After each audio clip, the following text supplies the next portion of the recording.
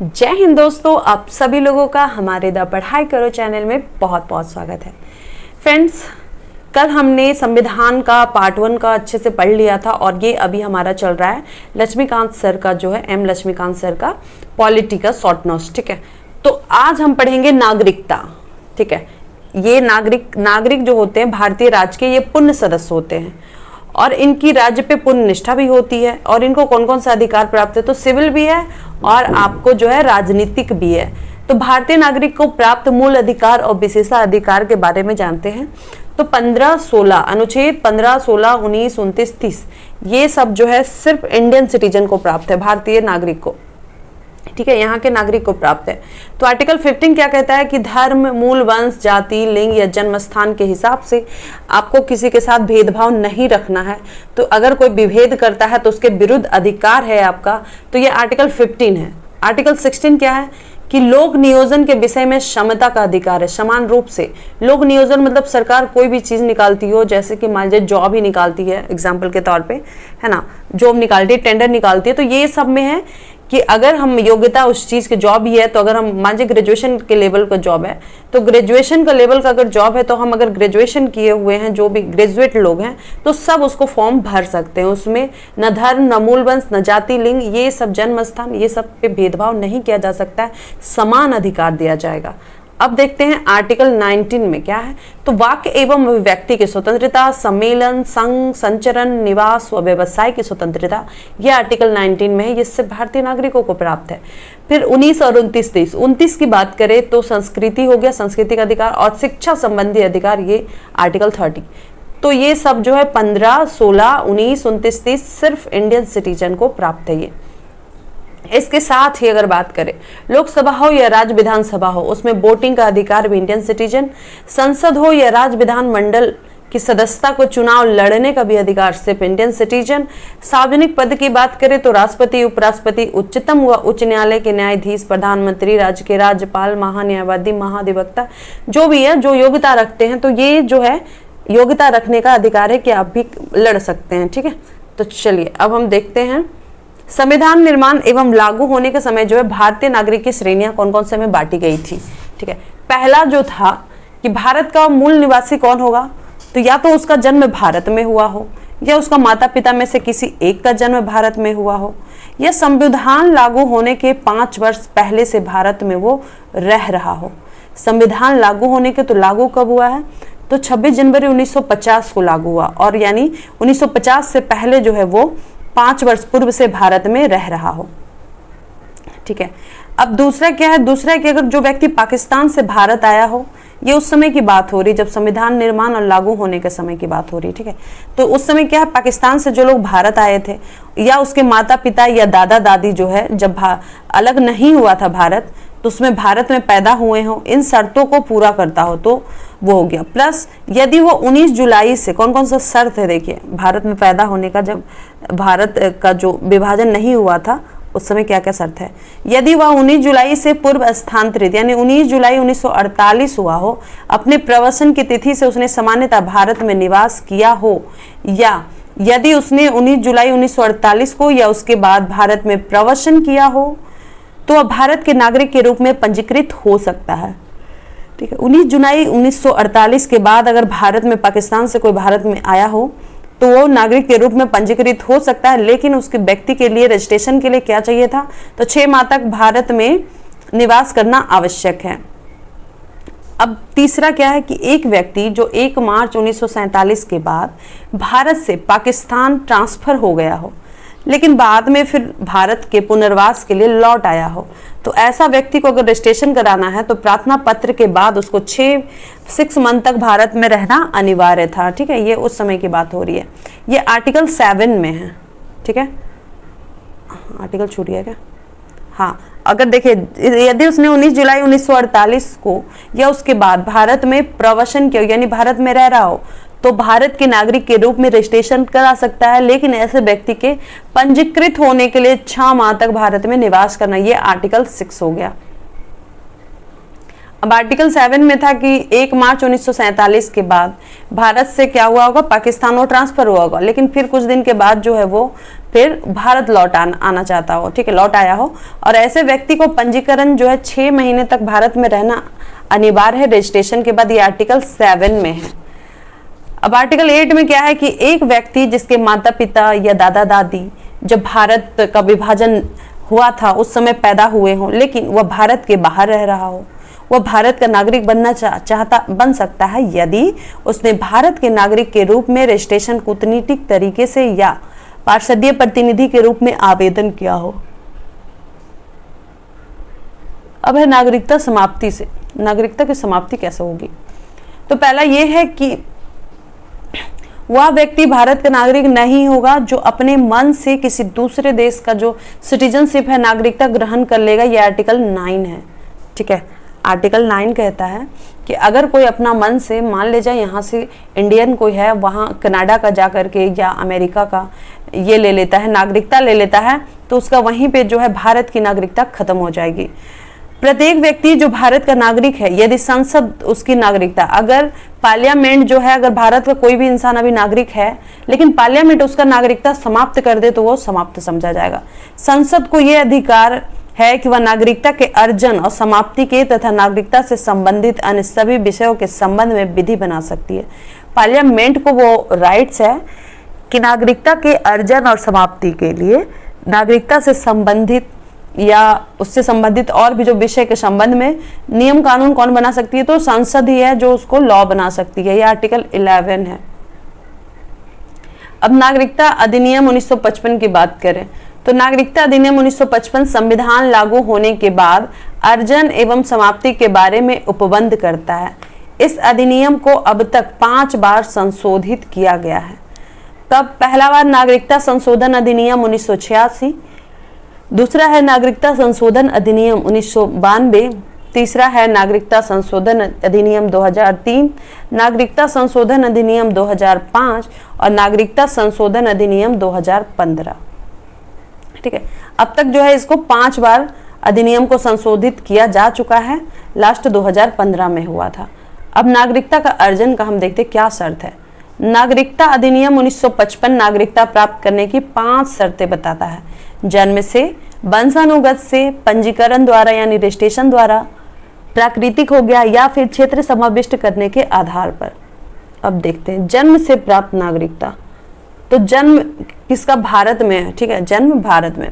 1 जुलाई 1947 से पूर्व जन्मा व्यक्ति माता पिता के जन्म की राष्ट्रीयता के बावजूद भारत का नागरिक होगा। ठीक है, 1 जुलाई 1947 से पहले जन्मा व्यक्ति माता पिता के जन्म की राष्ट्रीयता के बावजूद भारत का नागरिक होगा। फिर दूसरा क्या है कि 1 जुलाई के बाद यानी 1947 में जन्म 1 जुलाई 1947 के बाद जन्मा व्यक्ति जन्म के समय उसके माता पिता में से कोई एक भारतीय नागरिक हो तो वो भी कहला जाएगा, जन्म से प्राप्त नागरिकता उसको मिलेगी। 3 दिसंबर 2004 के बाद जन्मा व्यक्ति माता पिता दोनों उसके जन्म के समय भारतीय नागरिक हो अथवा उनमें से कोई एक भारतीय नागरिक हो व दूसरा अवैध प्रवासी ना हो तो उसको जो है जन्म से प्राप्त नागरिकता पाने का अधिकार है। अब नोट क्या है कि भारत में पदस्थ विदेशी हो गए, राजनयिक के बच्चे हो गए, एम्बेसडर के, जो भारत में जन्म लेने व शत्रु देश के बच्चों को भारत की नागरिकता अर्जन करने का अधिकार नहीं है। ठीक है, भारत में जो पोस्टेड होंगे विदेशी राजनयिक के बच्चा, उसको भारत में जन्म ले और शत्रु देश के बच्चों को भारत की नागरिकता अर्जन करने का अधिकार नहीं है। ठीक है, इनको नहीं मिलेगा। अब वंश के आधार पर नागरिकता, दूसरा हो गया वंश के आधार पे। वंश के आधार पे क्या है कि जन्म भारत से बाहर हुआ हो। ठीक है, तब कैसे मिलेगा वंश के आधार पे? जन्म अगर भारत में हुआ तो उसका वो था। ठीक है, और जन्म अगर भारत से बाहर हुआ हो तब उसके क्या क्या शर्तें हैं, किस आधार पे उसको मिलेगा वंश के आधार पे नागरिकता? 26 जनवरी 1950 के बाद 10 दिसंबर 1992 से पहले भारत के बाहर जन्मा, यदि जन्म के समय उसका पिता भारत का नागरिक हो तो उसको वंश के आधार पे जो है उसको नागरिकता मिलेगी। ठीक है, अब दूसरा शर्त क्या था कि 10 दिसंबर 1992 को या उसके बाद भारत के बाहर जन्मा व्यक्ति, यदि जन्म के समय उसके माता पिता में से कोई एक भारत का नागरिक हो तो भी उसको वंश के आधार पर नागरिकता मिलेगी। तीसरा है कि 3 दिसंबर 2004 के बाद भारत से बाहर जन्मा व्यक्ति उसके जन्म के 1 वर्ष के भीतर रजिस्ट्रेशन कराना आवश्यक है, वह किसी अन्य देश का पासपोर्ट धारक ना हो, तो उसको जो है वंश के आधार पर नागरिकता मिलेगी, है ना। अगर मान लीजिए यहीं का कोई इंडियन है, बाहर में वो अमेरिका में या फिर जर्मनी में कहीं भी, तो वो जॉब के लिए वो लोग गए हुए हैं, इंडियन कपल है, अब उनका जो बेबी है वहीं हो जाए, जर्मनी में हो जाए, तो उनको जो है एम्बेसी में जाके जो है वहाँ पे उसको बताना पड़ेगा कि हाँ 1 साल के भीतर, कि हाँ 2004 के बाद की बात हो रही है तब जाके जो है वो जो जन्मा बच्चा है उसको भारत का नागरिकता मिलेगा वंश के आधार पर। नेक्स्ट है कि पंजीकरण द्वारा नागरिकता। अवैध प्रवासियों को छोड़कर केंद्र सरकार किसी व्यक्ति को भारतीय नागरिक के रूप में पंजीकृत कर सकती है। इसके लिए कुछ श्रेणियां घोषित की गई जो निम्न प्रकार से, ठीक है, जो अवैध तरीके से रह रहे हैं उनको छोड़ करके केंद्र सरकार जो किसी भी व्यक्ति को चाहे तो भारतीय नागरिक घोषित कर सकती है। उसके लिए कुछ श्रेणियां हैं, किसको किसको कर सकती। तो पहला हो गया कि भारतीय मूल का व्यक्ति जो आवेदन देने से ठीक पहले 7 वर्ष भारत में रह चुका हो, ठीक है, भारतीय मूल का व्यक्ति जो अप्लाई करने से पहले जो है 7 साल वो भारत में रह चुका हो। दूसरा है कि भारतीय मूल का व्यक्ति जो अविभाजित भारत से बाहर या किसी अन्य देश में अन्यत्र रह रहा हो, ठीक है, भारतीय मूल का व्यक्ति हो जो अविभाजित भारत के बाहर या किसी अन्य देश में अन्यत्र रह रहा हो। फिर एक वह व्यक्ति जिसने भारतीय नागरिक से विवाह किया हो और आवेदन से पहले 7 वर्ष से वो भारत में रह रहा हो, तो उसको भी मिलेगा। भारत के नागरिक के नाबालिग बच्चे, ठीक है, भारत के नागरिक के नाबालिग बच्चे और कोई व्यक्ति जो पूरी आयु तथा क्षमता का हो तथा उसके माता पिता भारत के नागरिक के रूप में रजिस्टर्ड हो, तो उसको भी मिलेगा। कोई व्यक्ति जो पूरी आयु व क्षमता का हो तथा वह या उसके माता पिता स्वतंत्र भारत के नागरिक के रूप में रजिस्टर्ड हो तथा आवेदन से पहले 1 वर्ष से भारत में रह रहा हो। कोई व्यक्ति है जिसका आयु और क्षमता के हिसाब से वो जो है उसके माता पिता स्वतंत्र भारत के नागरिक हैं, सिटीजन है, ठीक है, यानी इंडियन सिटीजन होंगे, उसके रजिस्टर होंगे इंडियन सिटीजन के रूप में, तो आवेदन से पहले जो है उसको 1 साल भारत में रह रहा हो तो उसको भी दिया जा सकता है। यदि कोई व्यक्ति आयु या क्षमता का हो तथा वह समुद्र पार किसी देश के नागरिक के रूप में 5 वर्ष से पंजीकृत हो, वह आवेदन से पहले 1 वर्ष से भारत में रह रहा हो, तो इस प्रकार के व्यक्ति को मूलतः भारत का निवासी माना जा सकता है। अगर कोई व्यक्ति समुद्र पार कोई देश है, टापू वगैरह, आइलैंड वगैरह, वहां रह रहा हो, ठीक है, नागरिक के रूप में 5 साल से वो रजिस्टर हो और अप्लाई करने से पहले 1 साल पहले जो है 1 साल पहले से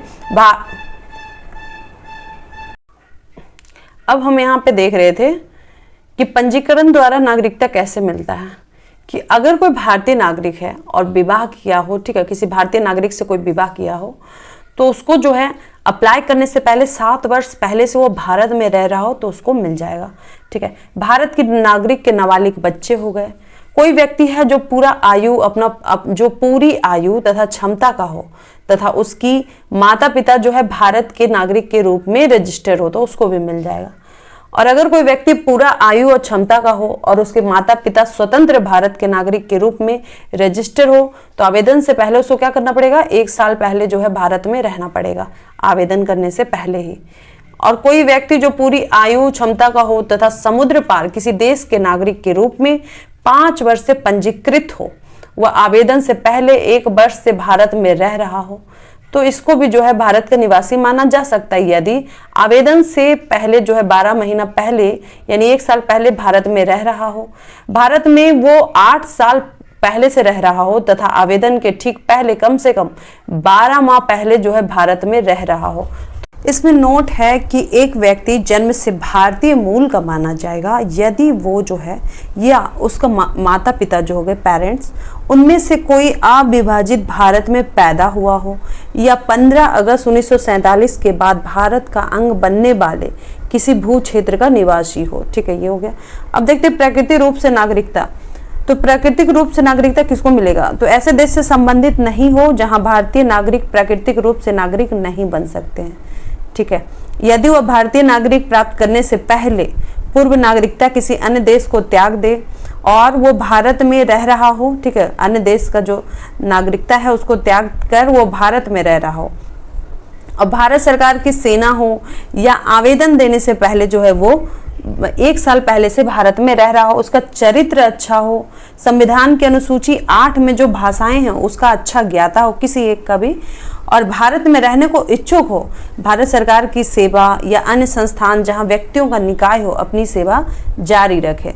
इसमें नोट क्या है कि यदि व्यक्ति सेवा, विज्ञान, दर्शन, कला, साहित्य, विश्व शांति या मानव उन्नति से संबंध रखता हो तो भारत सरकार उपरोक्त किसी एक प्रावधान या किसी प्रावधानों का दावा हटा सकती है। ठीक है, ये हो गया। अब हम देखते हैं क्षेत्र समाविष्टि द्वारा। तो किसी विदेशी क्षेत्र द्वारा भारत का हिस्सा बनने पर भारत सरकार उस क्षेत्र से रिलेटेड विशेष व्यक्तियों को भारत का नागरिक घोषित कर सकती है। ये हो गया क्षेत्र समाविष्टि द्वारा। अब नागरिकता की समाप्ति देख लेते हैं। 1955 में जो संवैधानिक व्यवस्था की गई थी उसके हिसाब से 3 कारण बताया गया नागरिकता खत्म। पहला क्या है? स्वैच्छिक त्याग, यानी जो भारतीय नागरिक हो वो अपना मन से चाहता हो कि हम भारत का नागरिकता त्याग करना चाहते हैं, तो ऐसी स्थिति में उसके नाबालिग बच्चों की भी नागरिकता खत्म हो जाएगी। उस इंसान की तो खत्म होगी ही, प्लस उसके नाबालिग बच्चों की खत्म हो जाएगी, बालिग की नहीं, नाबालिग की। अब दूसरा है कि बर्खास्तगी द्वारा। ठीक है, और अगर कोई भारतीय नागरिक है स्वेच्छा से किसी दूसरा देश का नागरिक ग्रहण कर लेगा तो भारतीय नागरिकता जो है स्वयं ही वो बर्खास्त हो जाएगी। तीसरा है वंचित करने द्वारा। अगर केंद्र सरकार जो है किसी भारतीय नागरिक को नीचे दिए गए कारणों में से नागरिकता से बर्खास्त किया जा सकता है। कौन कौन सा कारण है? अगर नागरिक फर्जी तरीके से प्राप्त की होगी तो बर्खास्त कर देगा। यदि नागरिक ने संविधान के प्रति अनादर जताया हो तो उसको भी बर्खास्त किया जा सकता है। यदि नागरिक ने युद्ध के दौरान शत्रु के साथ गैर कानूनी रूप से संबंध स्थापित किया हो तो उसको भी राष्ट्र विरोधी सूचना दी हो, ठीक है, तो उसको भी बर्खास्त कर दिया जाएगा। पंजीकरण या प्राकृतिक नागरिकता के 5 वर्ष के दौरान नागरिकता को किसी देश में 2 वर्ष की कैद हुई हो, नागरिक को जो है किसी देश में 2 वर्ष की कैद हुई हो पंजीकरण या प्राकृतिक नागरिकता के 5 वर्ष के दौरान, तब जो है उस समय भी उसको बर्खास्त कर दिया जाएगा, उसको नहीं दिया जाएगा। उसका जो पंजीकरण जो किया भी गया होगा तो उसको रद्द कर देगा, या प्राकृतिक नागरिकता के बीच में अगर बात करें तो उसको नहीं मिलेगा। लास्ट क्या है कि नागरिक सामान्य रूप से भारत के बाहर 7 वर्षों से रह रहा हो, है ना। अगर कोई इंडियन सिटीजन है और 7 साल से बाहर वो लगातार, ठीक है, 7 वर्षों से बाहर रह रहा हो भारत से, तो उसका जो है उसको वंचित किया जा सकता है। अब चलिए नेक्स्ट देखते हैं। अब हम देखते हैं मूल अधिकार, फंडामेंटल राइट्स। ठीक है, तो ये संविधान का पार्ट 3 में आता है। ठीक है, पार्ट 3 में आता है, आर्टिकल क्या है 12 से 35 तक। इस संबंध में संविधान निर्माता अमेरिकी संविधान से प्रभावित मूल अधिकार आपका लिया गया कहां से? तो आपका लिया गया अमेरिका के संविधान से। ये भाग 3 का, और इसको भाग 3 को जो है भारत का मैग्ना कार्टा की संज्ञा दी गई है। ठीक है, मूल अधिकार में प्रत्येक व्यक्ति के लिए समानता, सम्मान, राष्ट्रहित और राष्ट्रीय एकता को समाहित किया गया है।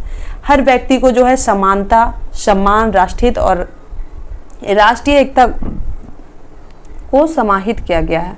मूल अधिकार देश में व्यवस्था बनाए रखने एवं राज्य के कठोर नियमों के खिलाफ नागरिकों की आज़ादी की सुरक्षा करते हैं। ठीक है, मूल अधिकार का क्या काम है कि देश में जो है सिस्टम को बनाए रखना और राज्य के जो कठोर नियम होते हैं उसके खिलाफ नागरिकों को आज़ादी सुरक्षा प्रदान करते हैं। ये विधानमंडल के कानून के क्रियान्वयन पर तानाशाही को मर्यादित करते हैं, है ना। तानाशाही कोई नहीं कर सकता, इसको जो है मर्यादित करते हैं। मूल अधिकार का उद्देश्य क्या है कि कानून की सरकार बनाना है, ना कि व्यक्तियों की। मूल अधिकारों का यही मोटो है कि कानून की सरकार बनाना है, ना कि व्यक्तियों का। ओके, मूल अधिकार व्यक्ति के चहुमुखी विकास के, तो भौतिकी, बौद्धिक, नैतिक एवं आध्यात्मिक के लिए आवश्यक है। इसमें 6 मूल अधिकार हैं। ठीक है, आपका पहला हो जाता है 14 से 18 तक समानता का अधिकार या समता का अधिकार। फिर आता है 19 से 22 तक स्वतंत्रता का अधिकार। फिर 23 और 24 शोषण के विरुद्ध अधिकार। फिर आपका आता है धर्म की स्वतंत्रता का अधिकार, आर्टिकल 25 से 28 तक। फिर 29 व 30 संस्कृति व शिक्षा संबंधी अधिकार। ठीक है, और 32 जो हो गया आर्टिकल 32, ये संवैधानिक उपचारों का अधिकार होता है। तो मूल अधिकारों की विशेषता हम देख लेते हैं। तो मूल अधिकार जो है वो असीमित नहीं है परंतु वाद योग है। ठीक है, इसके लिए जो है न्यायालय जाया जा सकता है। राज्य इन पर युक्ति युक्त प्रतिबंध लगा सकता है। कारण उचित है या नहीं इसका निर्णय अदालत करती है। ठीक है। राज्य चाहे तो इस पे जो है प्रतिबंध लगा सकता है, कब? जब अदालत इसका निर्णय निश्चित करता है तब, ठीक है। अदालत कह देता है कि ठीक है लगाया जा सकता है तो लगा दिया जाएगा, और अगर अदालत कहता है कि नहीं लगाया जा सकता तो नहीं लगेगा। तो ये कोर्ट पे डिपेंड करता है। इनमें कुछ नकारात्मक विशेषताएं वाले हैं तथा कुछ सकारात्मक विशेषताएं वाले हैं।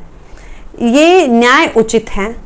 उच्चतम न्यायालय द्वारा गारंटी व सुरक्षा प्रदान की जाती है, ठीक है। पीड़ित व्यक्ति सीधे उच्चतम न्यायालय या उच्च न्यायालय कहाँ जा सकता है? अगर किसी के मान लीजिए मूल अधिकारों का हनन होता है या उससे छीनने की कोशिश, या उसकी मान लीजिए कि उसका अपमान किया जाता है, या कुछ भी धर्म से रिलेटेड हो या फिर रंग से भेद, ये सब का भेदभाव होता है, तो उसके लिए वो डायरेक्ट चाहे तो हाई कोर्ट या सुप्रीम कोर्ट जा सकता है, ठीक है। अब हम देखते हैं, ये अस्थायी नहीं है। संसद इनमें कटौती या कमी कर सकता है, ठीक है। ये हमने पढ़ा था कि संसद इसमें चाहे तो कटौती या कमी कर सकता है, लेकिन इनमें कटौती या कमी संविधान संशोधन अनुच्छेद 368 के तहत ही की जा सकती है, तथा संविधान संशोधन के मूल ढांचों को प्रभावित किए बिना। ये मिनर्वा मिल जो था 1980, उसमें ये चीज आया था कि कहा था सुप्रीम कोर्ट ने कि संसद अगर चाहे तो इसमें कटौती या कमी कर सकती है। किसके तहत? तो आर्टिकल 368 के तहत। बस शर्तें क्या है? शर्त ये है कि संविधान का जो मूल ढांचा था उसका जो मेन चीज, मतलब उसमें जो चीज होगा, जो अधिकार उसमें दिए होंगे, उसमें कमी या कटौती नहीं कर सकती है। चलिए अब बात करते हैं कि राष्ट्रीय आपातकाल की सक्रियता के दौरान जो है, ये क्वेश्चन आता है आपका, आर्टिकल 20 और 21 को छोड़कर जितना भी अधिकार है उसको निलंबित किया जा सकता है नेशनल इमरजेंसी के समय। आर्टिकल 19 को केवल युद्ध या बाहरी आक्रमण की स्थिति में निलंबित किया जा सकता है, सशस्त्र विद्रोह के आधार पर निलंबित नहीं किया जा सकता है, ठीक है। आर्टिकल 19 को कब निलंबित किया जा सकता है? जब युद्ध हो या कोई बाहरी आक्रमण हो, तब निलंबित किया जा सकता है। लेकिन अगर सशस्त्र विद्रोह हो तो उसके आधार पर निलंबित नहीं किया जा सकता है। सशस्त्र बलों, अर्धसैनिक बलों, पुलिस बलों, गुप्तचर संस्थाओं, ऐसे ही सेवाओं से संबंधित सेवाओं के क्रियान्वयन पर संसद प्रतिबंध लगा सकती है। ऐसे क्षेत्र में मूल अधिकार पर प्रतिबंध लगाया जा सकता है जहां फौजी कानून अथवा सैन्य शासन लागू हो, ठीक है। मूल अधिकार पर प्रतिबंध कहां लगाया जा सकता है? जहां पे आपका फौजी कानून अथवा सैन्य शासन लागू हो, ठीक है। वहां पे कोर्ट मार्शल की बात हो रही है, वहां पे लगाया जा सकता है। ज्यादातर मूल अधिकार स्वयं प्रवर्तित हैं, जबकि कुछ को कानून की मदद से प्रभावी बनाया जाता है, ठीक है। ज्यादातर मूल अधिकार जो है अपने से ही प्रवर्तित हैं, और जबकि कुछ को प्रभावी बनाने के लिए क्या किया जाता है? कानून की मदद ली जाती है। अब समानता का अधिकार देखते हैं। तो समानता का अधिकार की बात करें तो आर्टिकल 14 हो गया, विधि के समक्ष समानता और विधियों के समान संरक्षण। 15 हो गया, कुछ आधारों पर विभेद का प्रतिषेध, है ना, लिंग, जाति, धर्म, रंग भेद, ये सब, तो इसका जो है कुछ आधारों पर विभेद का प्रतिषेध। और फिर क्या हो गया? 16, तो 16 हो गया लोक नियोजन के विषय में अवसर की समानता। 17 हो जाता है आपका अनटचेबिलिटी यानी अस्पृश्यता का अंत, ठीक है। उसके बाद हो गया 18 उपाधियों का, ये आपका समानता के अधिकार। अभी हमने यहाँ तक देखा, और कल जो है, कल वाले क्लास में इसको डिटेल से देखेंगे। तो होप सो गाइड आपको मेरा वीडियो अच्छा लगा हो। Thank you so much. जय हिंद, जय भारत।